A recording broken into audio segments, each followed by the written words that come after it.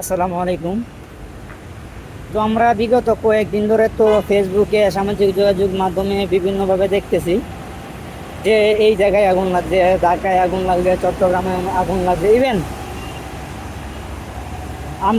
শাহজালাল আন্তর্জাতিক বিমানবন্দরের মতো এত সিক্রেট জায়গাতে আগুন লাগছে। তো অনেকেই বলতেছে এটা পরিকল্পিত, অনেকে বলতেছে এটা আল্লাহর গজব, এবং অনেকে বলতেছে এটা এইভাবে লেগে গেছে।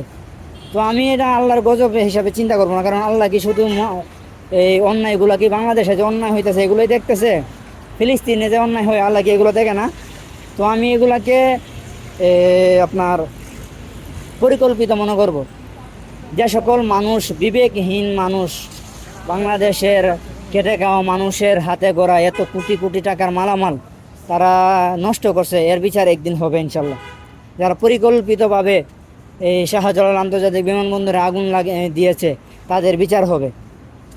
এই যে আপনার দেখেন এভাবে কত মানুষের রুজি রোজগারে ব্যাঘাত ঘটেছে, কত মানুষ বিদেশ থেকে আসতেছে, লাশও পুড়ে গেছে। আল্লাহু আকবার। এগুলো বলার পর কেমন পাষাণ সে যে আগুন লাগাইলো পরিকল্পিতভাবে, এইভাবে যে আগুন লাগাইতেছে, এগুলোর বিচার করা হবে। আমি অন্তর্বর্তীকালীন সরকারকে বলবো সুষ্ঠু তদন্ত করে সঠিক মাধ্যমে বিচার করার জন্য। যদি এদেরকে আপনার বিচার না করা হয় তাহলে এরা হয়তো বা আগামীতে আরও ভয়াবহ আগুন লাগাতে পারে। তো এটা আমার বিনীত অনুরোধ থাকবে বাংলাদেশ সরকারের কাছে, তারা যেন সুষ্ঠু তদন্ত করে এর বিচার কার্যকর করে। তো আমি আর বেশি কিছু বলবো না, এটাই বলার ছিল। ধন্যবাদ সবাইকে। আসসালামু আলাইকুম।